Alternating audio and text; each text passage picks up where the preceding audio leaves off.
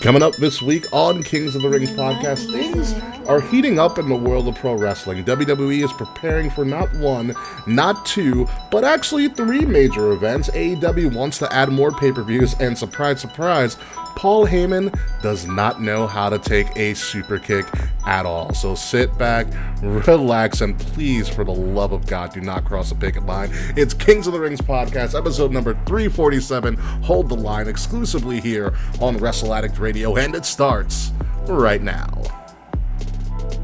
Seriously, everybody's going on strike. UPS is about to go on strike soon, too. It's crazy. Yeah, it's going to happen. Crazy times, folks.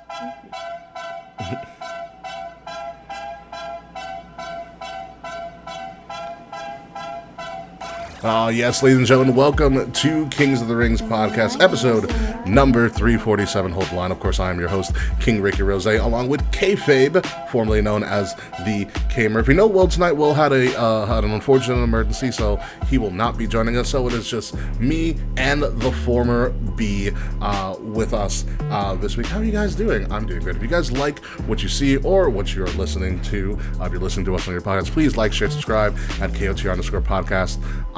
Across all social media outlets, and subscribe to us on Wrestle Addict Radio. Links, all of that is in the description below. If you really, really like us, and I know that you really do, one, leave a subscribe, hit that notification bar. Also, buy some of our merch. It's pretty awesome. I'm wearing it right now, even though you can't really see it on video because of the way the camera's situated. But the links to all of our awesome merch is also in the description below. We got a lot to talk about this week in wrestling, and some very related, I guess, pop culture news going on that might actually affect the world of sports and entertainment, particularly on the entertainment side. But first and foremost, Kayfabe, it has been a while. How are you? Hi, I have done so much in the last couple of weeks. I have finally finished my time as being in a bridal party. My wedding streak has finally ended. I did some dog sitting. Work has been wild. But it's nice to be back. I don't really know what's going on. But hey, we're just going to have some fun. Yes, we're going to have some fun. I'm going to guide Kate through the madness that has been going on in the world of sports and entertainment and pro wrestling. In particular, we do have to talk about this one big thing going on in the world of, I guess, entertainment. So as a lot of you know, the Writers Guild of America and SAG, the Screen Actors Guild, have both gone on strike for the first time since 1960. Okay, for those of you guys who don't know what SAG and the Writers Guilds are, they're the people, they're the actors and actresses and the writers of all of your popular TV shows, your sitcoms, movies, this, that, and the third. They are striking, obviously, because a lot of things have changed in the past couple of years, especially since the pandemic and the advent and blow-up of streaming services and AI. And they're looking to renegotiate their contract with the production companies. Be that as it may, there's a lot of stuff going out there about what they're fighting for. You guys can look that up on your own. I tell you that to tell you this. Something that you all enjoy and that you're listening to this podcast for, pro wrestling, is technically a television show. Okay?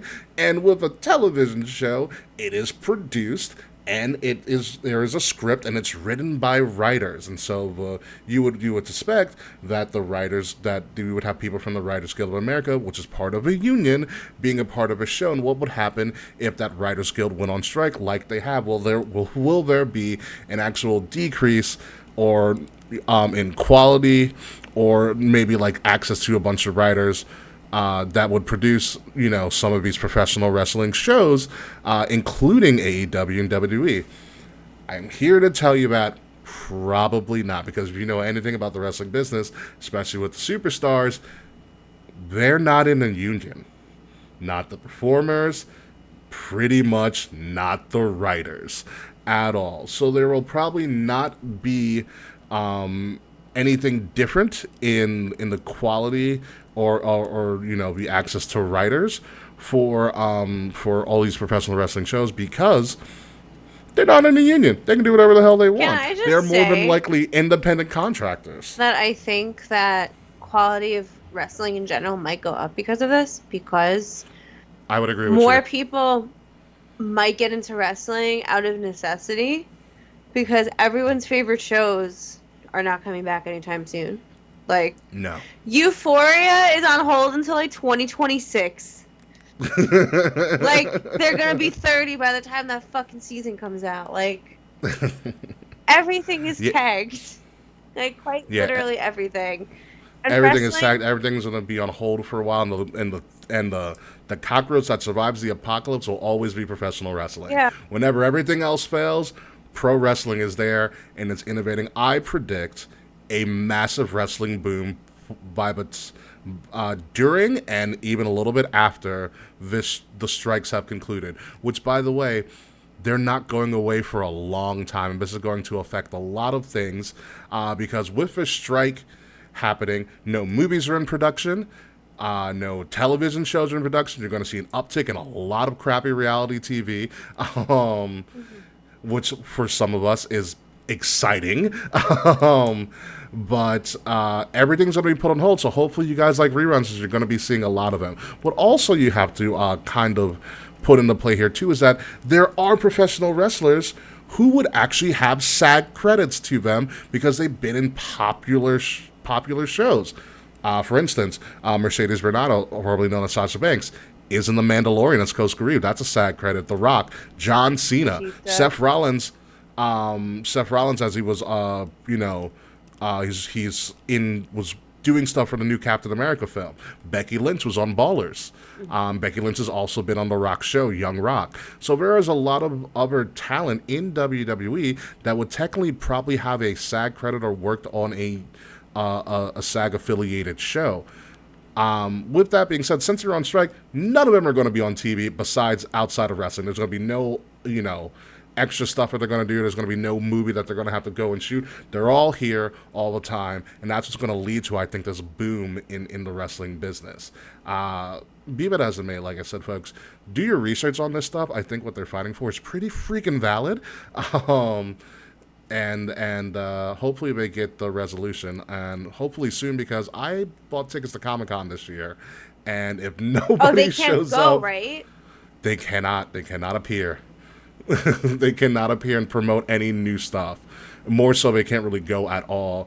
And like, I will tell you, Kay, some of the meet and greet tickets went on sale last week. It went on sale the day before the strike went official. That's wild. That's yeah, absolutely wild. So like, I was here's my list. Here's me and Sir Charles's list, who's been on the show. We wanted to see Mercedes, clearly, because you could have picked that out of the hat. I want to see Mercedes, Katie Sackhoff, who's Bo-Katan, and then Shamik Moore, who plays Miles Morales in the Spider-Verse movies. That's cool. I'm not sure if I'm going to Comic-Con. I've never been. It has never worked out for me to go. Okay, neither have I. I have a 4-day pass, so if you do show up, just let me know. Yes. And you can hang out. You can hang out with myself and Charles. I would love that. Okay. While we just buy merch out of the wazoo. No, literally. That's the main reason I want to go to Comic-Con, is to shop. Yeah, no, I hear the shopping is great, and seeing people. You can run into MJF there too. Yeah. Yeah, my partner. You know who also was going to be there too? went to Comic-Con last year, like last minute, but it was the weekend I went to Salem, and I'm like, ouch. Yeah, so I couldn't. You know who also is going to be there, Kay, that you would probably love to get a picture and autograph with? Who? The icon known as Tim Curry. He's going to be there? Yeah, he's supposed to be. I love him. I know. That's why I said Tim Curry. I was like, I know that's why you'd want to go. Yeah. I got like an email the other day about like signing up for the Ewan McGregor meet and greet. It's like $250. Yeah, because Chris Evans is sold out. He sold out immediately. Oh, I'm sure. Yeah. And by the way, folks, these aren't the only 2 strikes that are going on. UPS is probably about to go on strike next week, which will really screw things up. As well as, I don't know, this just happened. I saw this today, Kay. I think it's called IATSE. What's that? The Broadway stagehands and writers are preparing to shut down Broadway. as I had a well feeling for a Broadway potential was strike. coming soon because Broadway is Hmm. not affected by the SAG strikes or the. No, but SAG Okay. strike only affects television and Yep. movie production right now. Also, the greatest thing about the SAG strike is, you know who the president of SAG is? Hmm. Fran Dresser, the That's nanny. right. She is, but Fran's always been like pro union. I didn't know. I saw her speech and I was like, holy crap. Even Um, like when she was in The Nanny and in Beautician and the Beast, her characters are pro union. that I was not aware of. I have to look back and rewatch The Look Nanny because on I'll be watching it's the. popped up a lot on TikTok. There are clips from both Beautician and the Beast and the Nanny. Specifically on the Nanny, there's a picket line outside of a building and Mr. Sheffield's trying to come out and trying to get Fran to go inside. And she goes, "No, Mr. Sheffield." She goes, "My mother taught me three things, and one of them is not crossing a picket line." Wow, that's good. Hopefully, Will can learn that because we'll definitely cross the picket line clearly. Anywho, That's why he's not here, folks. He's yeah. still trying to get out. He is scabbing. He is scabbing. If you don't know what a scab is, I can send you a TikTok that explains scabbing with pro wrestling action figures. That's a real thing. I'll send it to you after the show. Oh Okay. my God. I know what scabbing is, of course, but I just need to see how the figures are involved. Oh, it's amazing. One of the figurines is Mr. McMahon. He represents the production company. That tracks. Yeah, it's amazing. So, like I said, you won't be really expecting any sort of strike to really affect wrestling. In fact, this may actually help wrestling. But you may want to strike when, Kay, I tell you this. Last night, Dirty Dom Mysterio won the NXT North American Championship. Wait, what? You heard me correct. Dirty Dominic Mysterio beat the longest reigning North American champion, Wesley, and is now the newest NXT North American champion. Good for him, but like how? Well, here's the thing with Judgment Day. They have been using Judgment Day in almost every way imaginable. They have shown up multiple times on NXT. They're on multiple segments on Raw. They are really building them up, and rightfully so. There were some on this podcast who were saying Judgment Day sucks because all we do is lose, but now they are featured heavily everywhere. And this is an interesting dynamic that they have now, because now you have a faction that has championships from multiple shows at one time. That's smart. You know, and I don't think that's really been done before. I had a conversation earlier with my friend about does the bloodline count? But since those titles were unified, I wouldn't say so. You know, this is a pretty interesting thing that sets them apart from other factions that have been. They literally have titles on shows that are completely separate from each other, including the Money in the Bank now. Damian Priest's Money in the Bank. Rhea Ripley is the WWE Women's World Champion. Dirty Dom Mysterio, who wears cow-printed boots, by the way, is your NXT North American Champion. And Finn's just there for the ride. Finn will get something. Which I think is kind of a narrative. Finn is going to go up against Seth at SummerSlam for WWE World Championship. I don't know how that's going to go. But it is a very interesting dynamic that they're pulling. And this also proves to you, if you ever watch this clip, because they did do shenanigans for Dom to win, but it worked really well. Dominic is such a good heel. They shocked that NXT crowd. Really? There was a lot of surrender cobras in the crowd. I don't know if you know what a surrender cobra is. I don't. All right, so you know it's the classic hand on head like shot. Oh yeah. That is a surrender cobra. Yeah, that's a surrender cobra. They got the crowd. They got me. I was like, you've got to be kidding me, right? But they're doing it, and of all people, because I remember, Kay, from a couple years ago when Dom first showed up on the scene, a lot of us were like, Dom should just be in NXT. What's he doing here? Yeah, I was one of those people. And now Dom's in NXT, and he won a title, and now we're like, no, not like this. Which also proves to me that don't listen to us. I'm not mad about this, though. I kind of like it. It's interesting, because you know what? It does great things. It elevates Judgment Day, but also... It puts eyes on NXT. It puts eyes on NXT, exactly, because you do know Dom is going to show up on Raw with that NXT North American Championship. As someone, and again, as someone that has not watched NXT in, when did it go to 2.0? Almost 2 years ago now? It's not, they even got rid of the 2.0. It's just like But NXT you know now. the split. Yeah. I have not been committed to NXT since that has happened. And Mm-hmm. while I don't think Dirty Dom is enough to get me watching NXT on Tuesday nights, but it's interesting. I think it's a great idea. It creates talking points, and that's all you need is talking points in this time with NXT, because NXT is developmental at this point in time, and they do a lot of experimenting. Sometimes it's a hit or miss. I think NXT last night was a pretty big hit, but we'll see what happens with that. But let's move forward with some stuff and talk about the upcoming WrestleMania, because even though it is July, folks, WWE has started to plan for WrestleMania Philadelphia. Wait, no. They're not on sale yet, are they? Well, I'm not ready for that. No. It's too early. Let me finish? Let me finish. WWE put on priority package availability, which is essentially their new travel pass. Those became available on Monday night. Or Monday during the day, actually. Priority packages available. And I will explain to you what some of these priority passes are for WrestleMania. Okay, it's done by this group called On Location, who they partnered with in Philadelphia.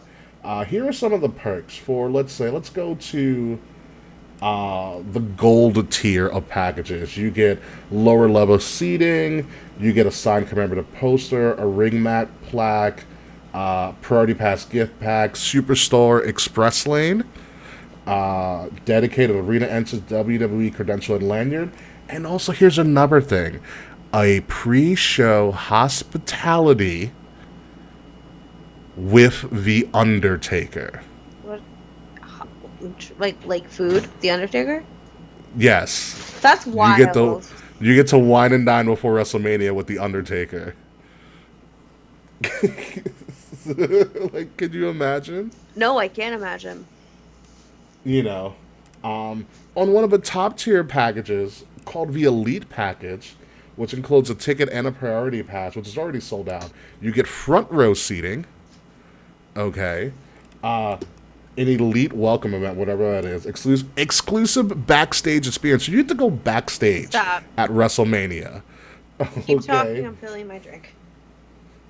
Pre-show hospitality with The Undertaker again, as well as you fill up your freaking orange soda from Popeyes, which is absolutely amazing. Okay. You also get private transportation to WrestleMania. Yo, that's wild. Okay, there's more, kayfabe. No. You also get in the Elite Package, which is sold out, so none of us can buy it, by the way. You're also getting an ECW arena excursion with Rob Van Dam. What? Okay. Exclusive commemorative chair with hassle-free shipping. So you get to get one of your legendary WrestleMania chairs, and you get it shipped for you back to wherever the hell you live. Did Dave buy a ticket? He probably did. Dedicated in-seat wait staff. Okay. And also it says live podcast media lounges. WWE planning to have podcasts at WrestleMania, and where do we sign up? There's no way. Okay, love us and all. There's no fucking way we would be able to get in that WrestleMania podcast lounge. No fucking way. Listen, where there's a will, there's a way. We can try to make it happen. We do have a will. We do have a will, but I don't know if he's the way. On top of these priority ticket packages, which, like I said, are kind of already going, there are hotel packages, which also include round-trip transportation to and from your hotel as well for several days. And some of these hotel packages also include SmackDown, WrestleMania, and Raw tickets, I believe. Don't quote me on that. Also, with this as well, which I will reveal to you guys right about now, because when you're doing these priority packages, you have to figure out what tickets you're going to get for everybody. Which means, folks, what I'm presenting to you right now is the official WrestleMania seating chart for WrestleMania 40 in Philadelphia. That is this is taken from On Location's website. This is the official seating chart that you can look at right now. You see all the different levels. There's standing room only. There's blacked out for the press. This is what it's going to look like when tickets go on sale. Be that as it may, speaking of tickets, there is no general on sale date for the tickets just yet. Thank God, I'm not ready for that. However, with the priority package passes by On Location going on sale this week, I am predicting it is going to be no later than mid-August when WrestleMania tickets will go on sale, which will include, like, obviously the pre-sale party, and then the general on sale. I'm going to say probably within a month from now, WrestleMania tickets will be on sale. I'm not fucking ready to buy WrestleMania tickets in a month. I'm already fucking planning a trip right now. Do you want to go to Survivor Series in Chicago then? Because those tickets are also on sale at the end of this week.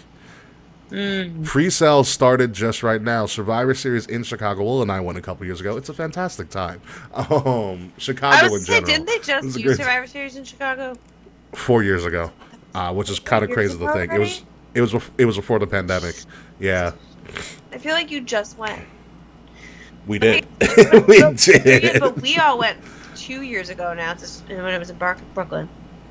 Yeah, that's very true. We had a lovely lunch, lovely brunch, and a good picture from that too. Mm-hmm.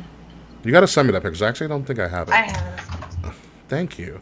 But yeah, so you have Survivor Series coming up, which tickets are on sale. WrestleMania tickets are probably going to sell in the month, and they're trying to build SummerSlam all at the same time. WWE is wildly pushing forward with a lot of these big pay-per-views. Three of their historic big fours are going to be set up sooner rather than later. On the flip side, I don't know if you heard this, but Warner Brothers Discovery, the company that owns AEW, aka Tony Khan World, is pushing AEW to have more pay-per-views instead of their 4, which 2 of them are going to be a week apart from each other, with All In Wembley Stadium, and a week later All Out in Chicago. What, about All In or about All Out? No, how they're gonna fucking make those 2 pay-per-views a week apart? No one knows. They haven't even started really. I haven't seen them really push All In. I know on their official Twitter page they're pushing a lot of All Out in Chicago for ticket sales, which is kind of crazy for me because All In's coming up sooner rather than later. But we'll see how it goes. But my question is, Kay, what new pay-per-views would you want AEW to do? I would kind of, I know it's tonight and all, but I would like to see Blood and Guts be its own, standalone.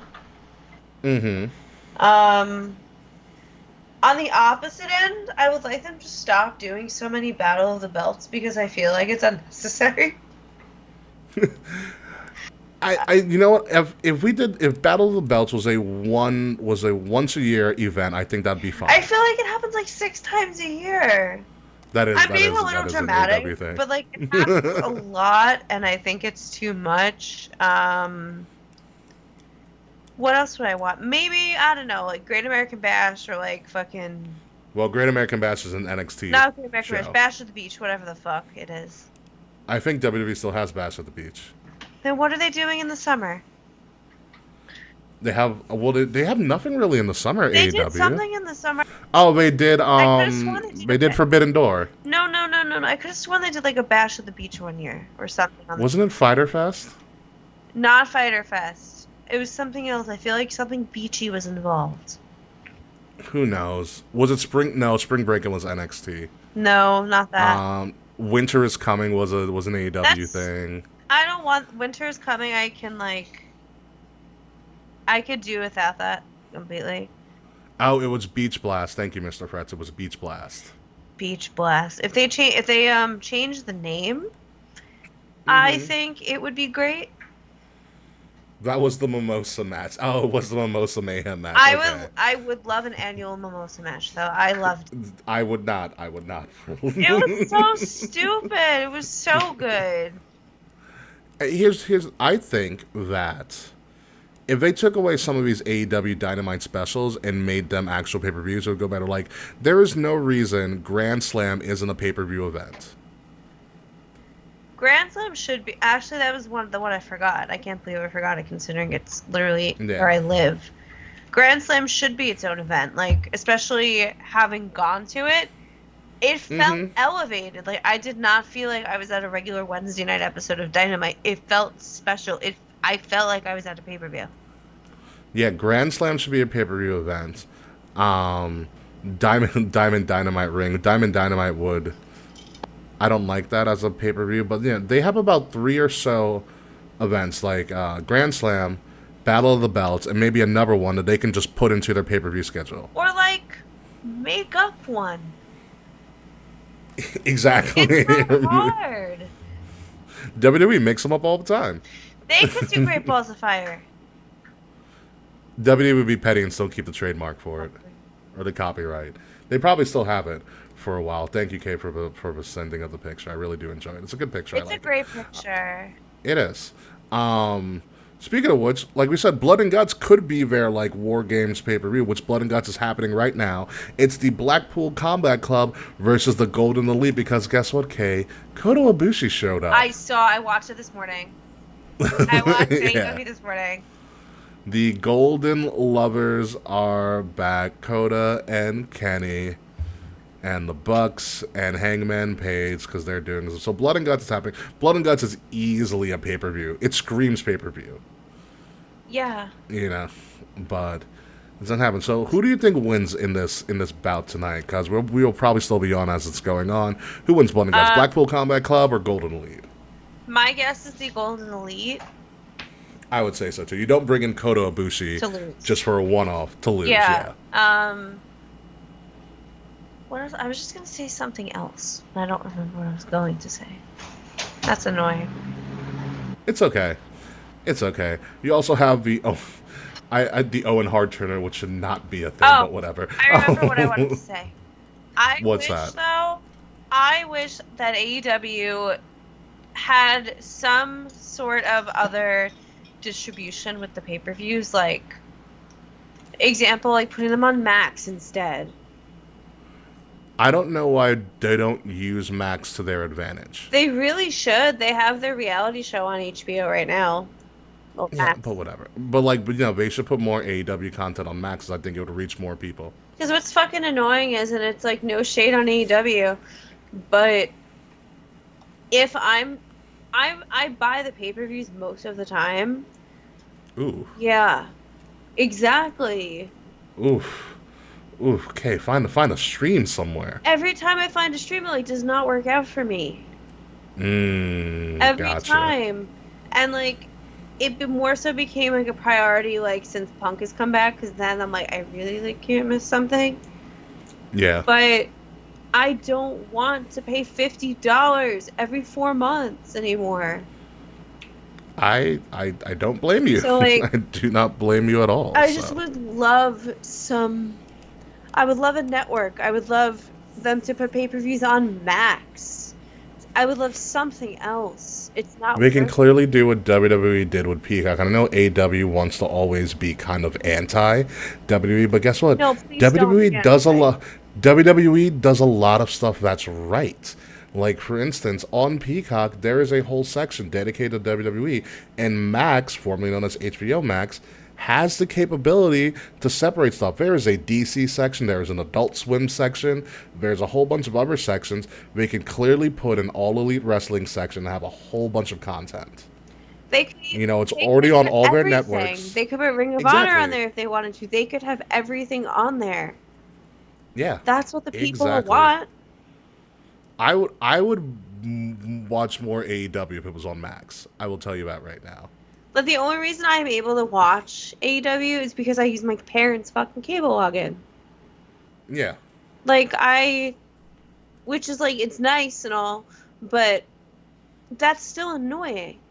Like, it's Yeah. AEW's not accessible to everybody. Yeah. Whereas And WWE is a lot more accessible because $4.99 a month, well, now $5.99 because Peacock is going up. Fun fact. thank God for that yearly plan, because I am going to switch over to a just a one-time year fee. Thank goodness. I hate yearlies because I forget about them. I hate that. I don't like them. For me, it doesn't. Understandable.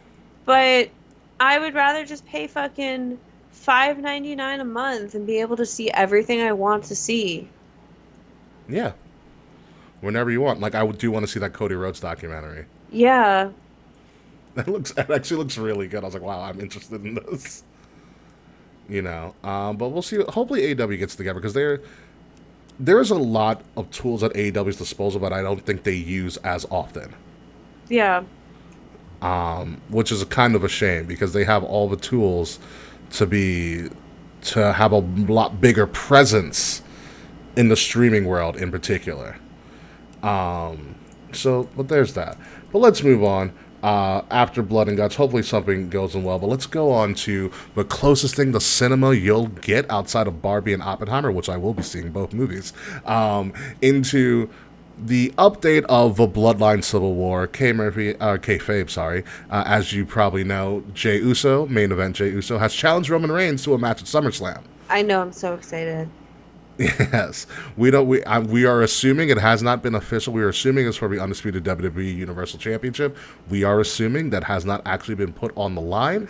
They are going to do rules of engagement this Friday night on SmackDown, which is going to be on FS1. By the way, SmackDown will not be on Fox, because the Women's World Cup, which includes the actual good Team USA, the women's soccer team, putting their title on the line.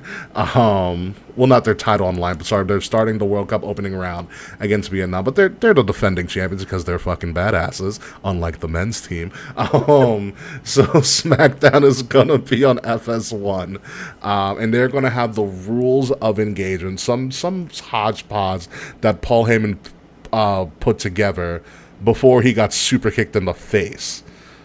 Which, by the way, Kay, you can probably take a better super kick than Paul can. Probably.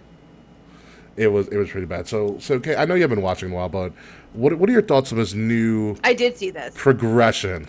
Okay. Did you see the week before where Roman shed that one tear in Madison Square Garden? Yes. And then screwed over Jey? In general, I was really like over the whole Bloodline thing for like a while, because it ran a little bit too long for me. But now I'm back in and I'm totally into it. But here's the thing. I'm not rooting for Daddy. Oh, really? You switched sides? Yeah. You really switched sides? Yeah, I switched sides. I'm just like over it. Like it gave me my life when Roman got pinned. Did it really? I haven't been on the show, so I haven't been able to talk about this. It was like, whew, adrenaline. No, it really, like, I wasn't expecting it. And like, I complain a lot about being able to like kind of figure out where wrestling's gonna go, and I didn't expect it. Because, like, Roman's been, like, unpinned, undefeated for so long. Like, almost 2.5, 3 years? It's, like, that's great for him. But it got to a point where there were times where I really felt where it was a wrap, and it wasn't. So I just, like... Oh, WrestleMania 39. Yeah. That was it for me. That killed my... That killed my motivation for a long time. Me too. I, like, didn't enjoy it.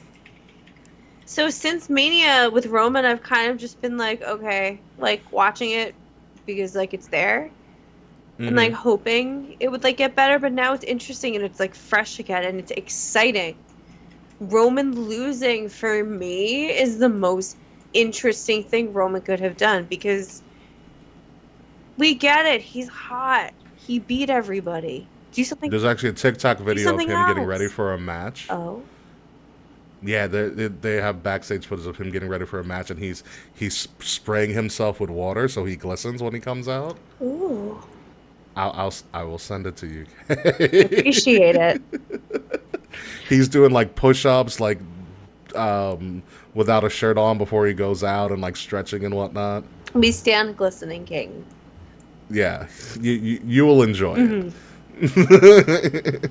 I'm interested in this too. I mean, Jey Uso has benefited the most out of this entire Bloodline storyline. He shows that he's really good at what he does. He deserves an award. Like, yeah, an award that he'll be the only one to show up to because everybody else is on strike. No, literally, like if there was like a if wrestling had a legitimate like Oscars, Tonys for like that for the promo work specifically. Oh, it'd be Jey Uso immediately. Absolutely, he knows how to his facial expressions. He was masterful in working the crowd on SmackDown last week. Absolutely masterful, and he had him right there. Jay would get a Slammy if we still did the Slammies. So it's good to see. I'm interested to see how his SummerSlam bout will go, what the stipulations might be. I still feel like Roman will come out alive. Like, I will be so shocked if Jay takes his title off of Roman. That's the thing. Like, I don't think Roman's losing the title until Mania. Yeah, I think that title is Cody's to win. In my opinion. I don't know if it's Cody's. I don't know whose it is, though. That's the thing. He ain't going for Sep's title. No. I think Cody will get the title eventually. I don't think it's Roman. It's hard. I mean, I have too long now. That's the thing. Here's my thing. Rocky didn't win in Rocky 1, did he? I don't remember. I haven't seen Rocky since I was a kid. Rocky did not win in Rocky 1. He won in the second one. Where's WrestleMania next year? Philly. Rocky. It writes itself. Yeah. It writes itself. It really, really does. But we can theorize about that. We have like 6-7 months before WrestleMania becomes like a real thing. Although, by the way, Kay, would you want to travel with me to Philly for the on sale party? When is the on sale party? They haven't announced it yet, but when it gets closer, I will let you know. What day of the week is it normally? Jesus Christmas. It might be midweek. If it's on a Monday or a Tuesday, I 1,000,000% confirmed can come. If it's not, we'll figure it out. Okay. I'm in. Because that is one of my goals. I just want to go, even if we don't buy tickets, which is probably a lie because I will at least buy tickets. I just want to go for the experience. I want to go to the on sale party. I am just not ready to plan the WrestleMania or like the WrestleMania. Yeah, I'm not ready. That is perfectly fine with me. I just want to go to the party. Maybe get some cheesesteaks on the way. Oh, no, I'm down for that. I'm down for that. I'm down for the just chill out. Cheesesteaks, free photo ops, and free autographs just because. Yeah. I feel like we haven't even talked about, like, here at home, we haven't talked about, like, our Mania plans yet. Like, we want to go. We just haven't planned it yet. We have 2 more trips before Mania. I totally understand. I totally get it. Let's move on to another feud that actually got really good really quickly. Shayna and Ronda is about to be really, really fun. Is it? Ronda fun? Really? It's because Shayna's carrying this. Oh. That tracks. So as we know, Shayna turned on Ronda in a very shocking fashion. Honestly, I was here for it. I was. A lot of us were. But the great part Ronda. The great part about it is that they're letting Shayna be like NXT Shayna. I noticed that. And they're letting her like kind of cut promos because you came out the other week. It was like, Ronda, no one wants to hear you try to speak on a mic anymore. Facts. You know, she was like, you were handed everything. I had to work my way. I had to put rings together. I had to do tryouts to make it to where I was, and you just waltzed in through the back door. And Ronda had a good retort this past week after Shayna choked out a returning Nikki Cross, as Nikki Cross got a degree, went back to college, got a degree, and her congratulations was get choked out in 5 seconds by Shayna. So congratulations to Nikki Cross on that. But Ronda had a bit of a rebuttal from a luxury box suite in Atlanta, which is such a Ronda thing to do, which panders to her character. But she said, is it more difficult, this is more of a philosophical question, is it more difficult to be, as she said, to be trained by the best people to work on your character and make your way through the system the way they want you to, or is it harder to go through the back door, have your first match at WrestleMania, and try to do all of that stuff that you were that you had to learn to do, had years to learn to do, and I had to do it in like a year. Which, good point, Ronda. I get it. That's a good point, but also don't cry about having privilege. Good counterpoint. Good counterpoint, kayfabe. So it's good. They play off of each other well. They are really playing this to not have them touch at all until SummerSlam, which, again, great call. They need to do the fight pit. Yes. You have two MMA superstars in their day. We need to have the first ever female fight pit. It would be incredible. And, again, I hate Ronda Rousey. But that is literally the only thing I want to see her do is that fight pit with Shayna Baszler. And I think they'll have the room to do it. You pretty much have the pending merger with UFC. You can totally make this a real quick UFC style event. Oh, for sure. In an instant. And people will eat it up. Yeah. Absolutely eat it up. And they are getting a little bit close to SummerSlam, so they would have to start really pressing the promotional tour, which they'll be pretty easy to do since no one else is promoting anything right now. No actors are doing shit. But they made this a marquee match at SummerSlam, a fight pit UFC style match in WWE in a football stadium in Detroit. That's going to bring a lot of eyes. I think SummerSlam is going to have, it has a really unique amount of pressure on it this year because of the strikes, because of its location, everything. Especially because while SummerSlam, is a big four, I feel like it might have, WrestleMania, almost WrestleMania level attention on it because, respectfully, what else does anyone have to entertain them right now? Besides, baseball. Yeah, and that's usually hit or miss because the Yankees aren't doing that well. Go Yanks, by the way. No, I mean, SummerSlam has always kind of been WrestleMania summer. But like you said, with everything else going on, or the lack of anything else going on, SummerSlam becomes a really big deal. So they have to knock it out of the park, and I think they have the perfect setup for it. You have Shayna, Ronda, Cody, Brock, which we're not really talking about this week, Jey and Roman, which is just the one of the greatest wrestling stories going on right now. You have Bianca, Asuka, Charlotte, with Io Shirai in the background. That's someone as you got a triple threat or fatal four way going on with that. That's Seth insane. Rollins, Finn Balor is also a thing as well. Gunther, Drew McIntyre is going to happen. That's a great card. That's a meat-slapping card.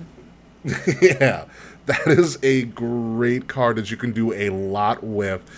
SummerSlam has a lot that it has to execute and do, but I think it's going to get a lot of it done really well. Shayna and Ronda, I think, are going to be a big part of it if they continue to book it as strong as they have been booking it.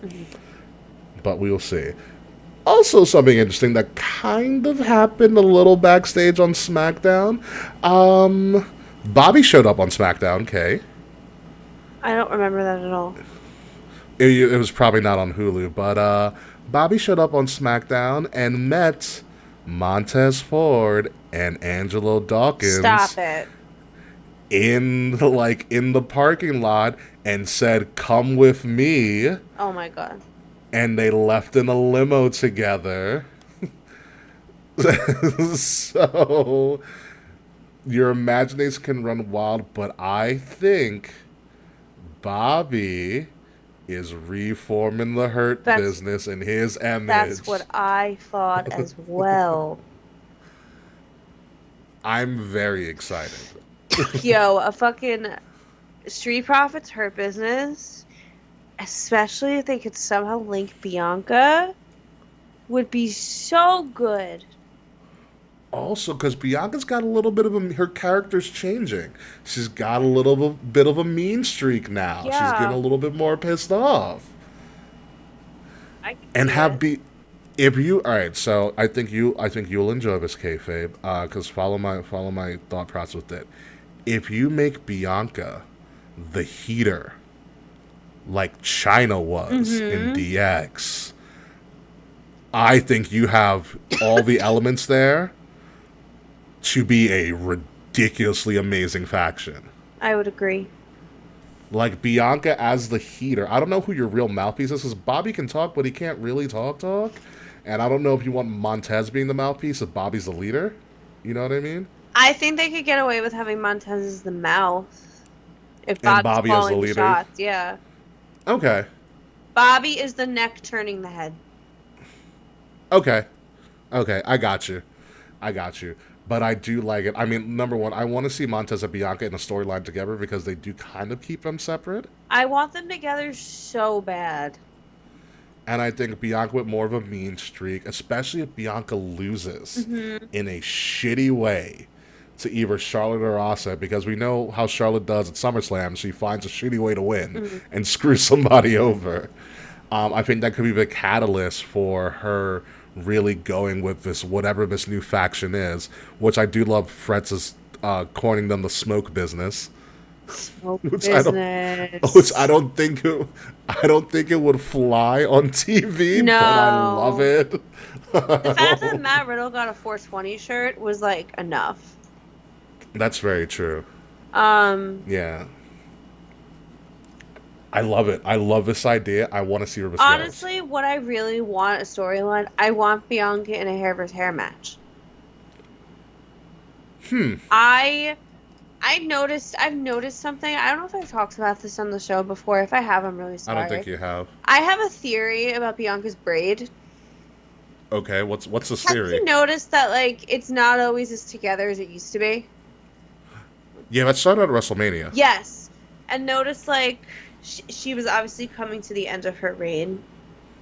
I feel like there's Oh, significance. you think I that the think stories in the I hair? think there's significance with the hair.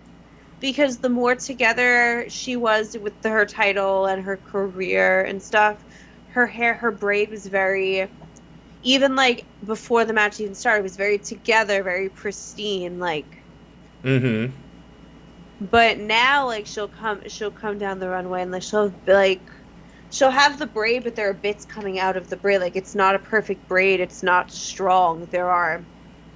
I think there's a story Yeah. with the hair. I like where you're going with that. I love the foreshadowing. You know me and my Marvel stuff. So it's the devil's in the details. So I like that as kind of being a thing.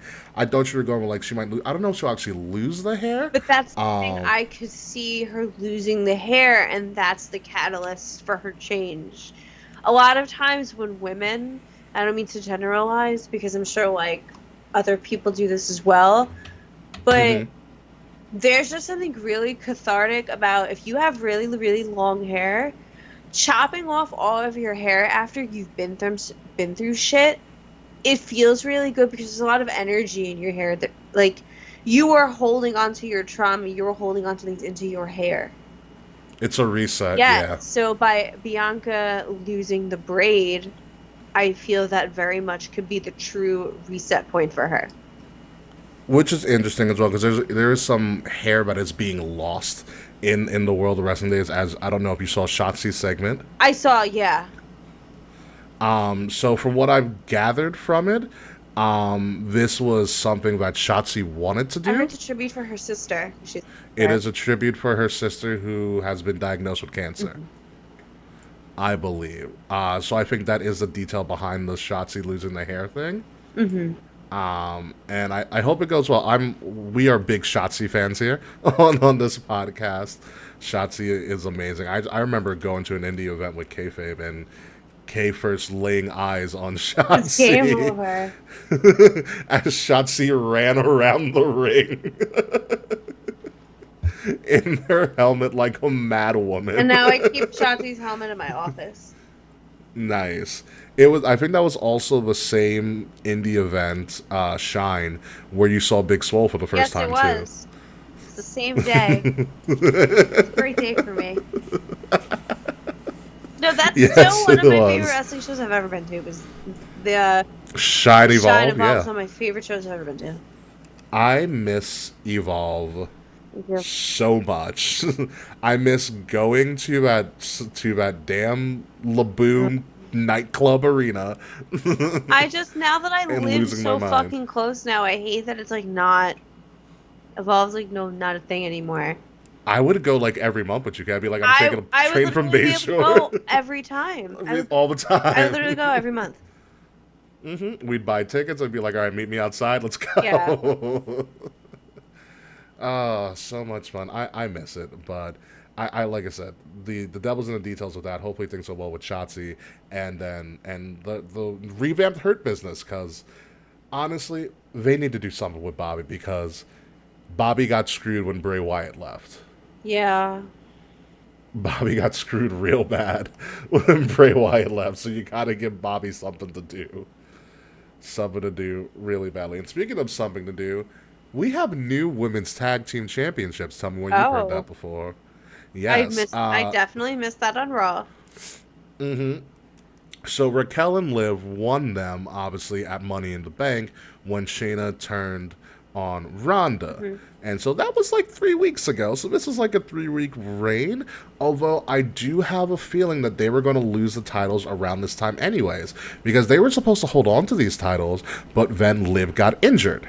So then they relinquished, and then Shayna and Ronda won. It actually kind of ended up working out the best for everybody, because now you got the Shayna turning on Ronda storyline, and then Liv and Raquel got to kind of get somewhat of a half-ass reign. However, if you've noticed when you've watched, they are setting up Raquel and Rhea. Oh, for sure. Real blatantly.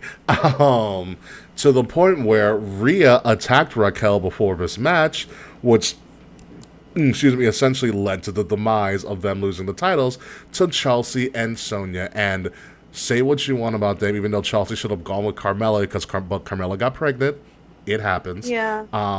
But I do feel happy for Chelsea. She had a very big up and down career with WWE for a while, because she kept on getting injured. And Sonya, who has been in WWE, which seems like forever at this point, she had the unfortunate stalker situation, which took her out for a very, very long time. This is Daddy DeVille's first title in WWE. Oh, shit, it is. It's her first championship. That's crazy to think about. And honestly, good for her. Finally. Because she has been through a lot of shit, and she has gone through a lot of different character tweaks and changes, and she's done a lot of them real well. Yeah. Okay. Like, Commissioner Sonya was kind of a son of a bitch, but a really good job. Daddy DeVille was great. That got cut short with the Mandy thing. But I loved Kylo Ren Daddy DeVille when she was just angry. So I'm... Does it suck that Liv and Raquel, because I thought they did have something going with the tag team titles, lose? Yes. But Raquel and Rhea needed to happen. Like, that needed to happen, because the knock on Raquel, ever since she came to Raw and SmackDown, is that she has, like, the Apollo Crews syndrome. What do you mean? Like, she smiles. She smiles too much. She's too happy to be there. That's what I don't like about her on the main roster. Yeah, she smiles too much. She's too happy to be there. She need because on NXT she was a bad bitch. Yeah, like she was still weird. Still a baby face, but like they made her smile. Like she has great teeth. Don't get me wrong. Good for great her, teeth. But like but like where's the aggression? And I think Rhea is going to bring that out of her. Good. Again, people forget Raquel retired Rhea from NXT. They had a last woman standing match, which was bonkers. Yeah. By the way, it was absolutely nutty, and we have been waiting for them to kind of rekindle that, and now we're getting somewhere. That's something I would want to see. I don't know if I want to say Mania. Maybe I don't know. I think they've invested so much in Rhea. They haven't invested so much in Raquel. I mean, they have invested a good amount, but then she was in a tag team. But Raquel needs a standout dominant performance, and if she can go toe-to-toe with essentially their golden woman in Rhea right now, then that's going to do a lot more for Raquel, where she could get that Mania moment down the road with Rhea. Mm-hmm. That's true. But I think Raquel needs this. Yeah. And she needs to go a little bit more solo and be a little bit more dominant and be like what she was at the end of her NXT run. We used to call her Big Mommy Cool because she was like pretty much like a Latina Diesel. Yeah. And just a badass. And that's fine. And I'm okay with Chelsea and Sonya getting the tag titles because I think their characters can do a lot with it. Yeah. And they're fun. I'm a Chelsea Green fan. I think she's funny as fuck. She is funny. I think she's finally found her footing this time around. Well, because she's not injured. Yeah, that too. She's not injured. And they allowed her to be her character that she was when she was in Impact. Mm-hmm. Which is just a giant, crazy Karen. It's wild. I know. That's why I wanted her and Carmella to work out so much, and then Carmella got pregnant. Yeah. So, what's the shame? But like I said, congratulations to them, and also big congratulations to Daddy DeVille. Always been a big Daddy DeVille fan. Mm-hmm. And so she deserves it. Long may their championship reign. But pretty much that's pretty much our update this week for the world of wrestling. Hold on, there's a lot of interesting stuff going on, but there's also some things where it's it's a holding pattern. Yeah. For right now, SummerSlam's coming up. Great American Bash is going to be coming up for NXT. That's going to be the end of July, which got some good stuff going on there. And clearly we have Dominic Mysterio as the North American champion. I can't believe. Good for him. There's an ROH show this weekend, Mr. Fretz. Really? Where? Didn't they just have Death Before Dishonor? I think so. They did, which is the travesty that is ROH under Tony Khan and AEW.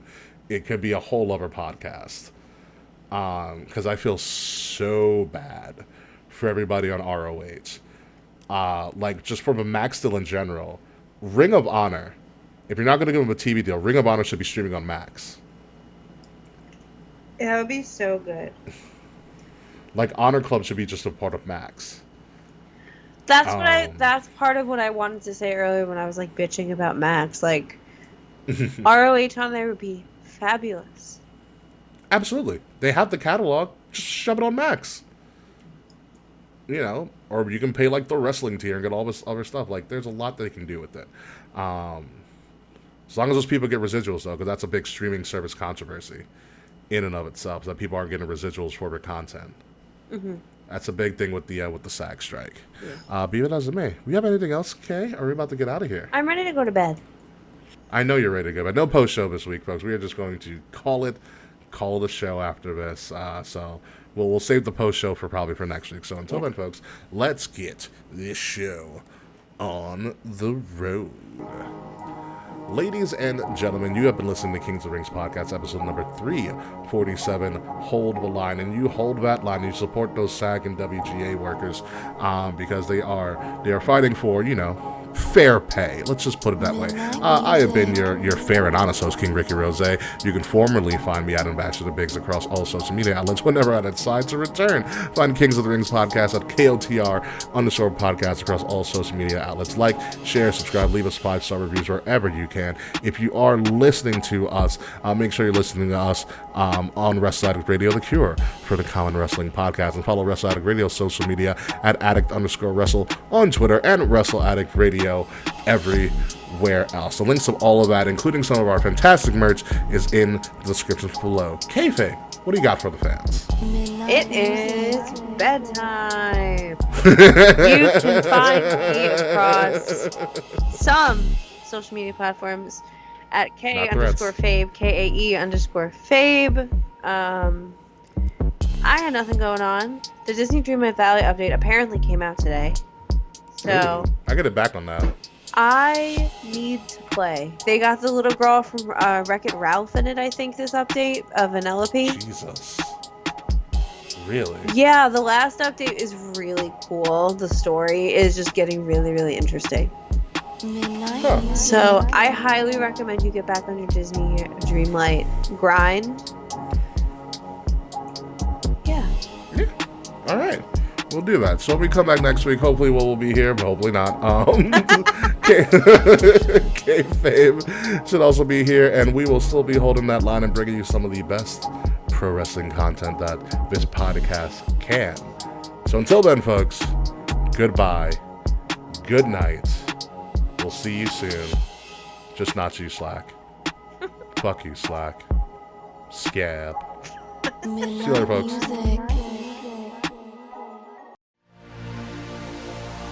This has been a Wrestle Addict Radio branded podcast.